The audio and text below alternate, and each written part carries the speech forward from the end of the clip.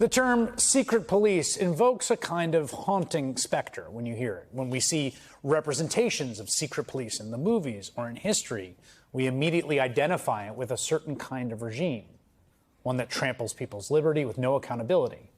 We associate it with authoritarian governments and dictatorships like the Soviet Union, where people, usually armed, can wield the authority of the state but are themselves totally unaccountable in the same way.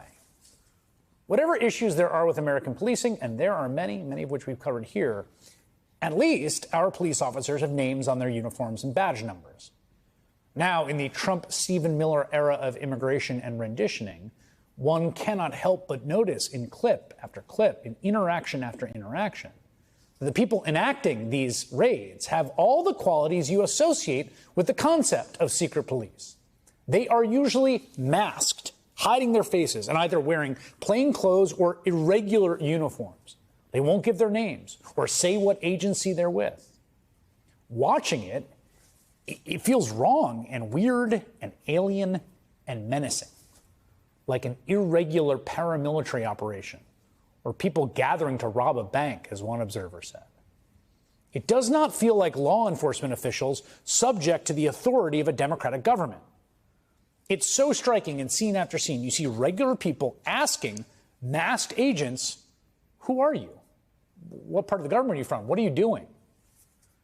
We saw something like that in one of the first videos made public, the arrest of Columbia student and lawful resident Mahmoud Khalil, where plainclothes officers apprehended him in the lobby of his building and pointedly refused to identify themselves or who they were with. Let me ask, can we get a name, please? Can we get your name? I understand the lawyer is asking for your name. Go over there. No, we don't give our name. The lawyer's asking for your name. He's saying they don't give their names. They don't give our name, that man said, after handcuffing and detaining a legal resident of this country. Not long after that, we got this infamous video of the arrest of Tufts graduate student Ramesa Ozturk. She was snatched off the street by masked agents and led away in handcuffs. Also in Massachusetts, there was this chilling scene from last month where masked agents apparently refused to provide a warrant before breaking a car window and forcibly removing a man that they say was in the country illegally. Do you have a warrant for arresting this man? Kevin, you're here illegally. I already know that. That's all I need to establish.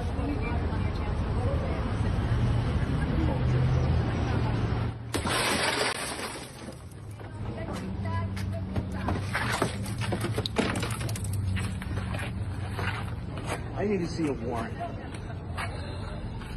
You have masked men taking people, abducting people without a warrant, without IDs.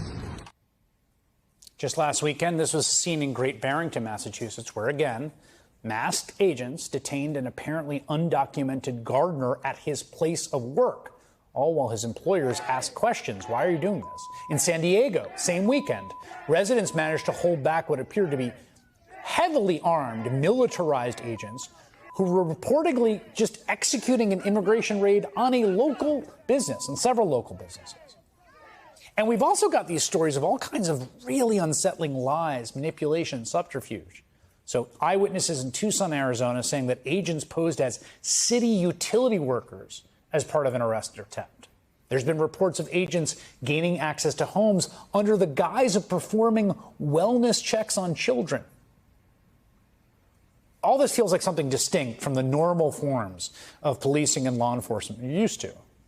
As the writer M. Gesson, who was born in the Soviet Union, put in a recent column for the New York Times, the United States has become a secret police state. Trust me, I've seen it before.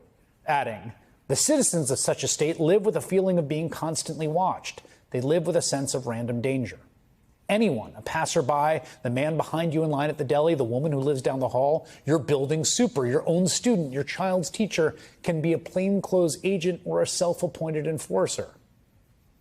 This administration is treating people as if they have no rights, as if they can be rounded up at a whim, as if they don't get to have any kind of due process or have to show cause or get warrants. That is the legal theory of Stephen Miller, that immigrants in this country do not have rights, even though very clearly that's not true. This can't be stressed enough.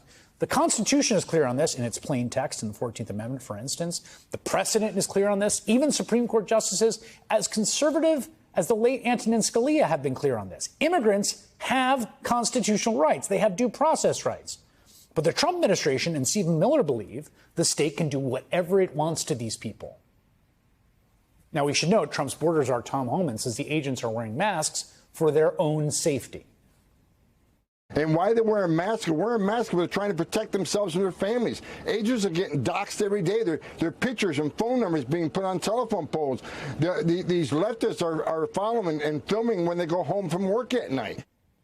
In a statement to NBC News about these recent ICE crackdowns, Assistant Homeland Security Secretary Tricia McLaughlin said, "Under Secretary Noem, we are delivering on President Trump's and the American people's mandate to arrest and deport criminal illegal aliens and make America safe."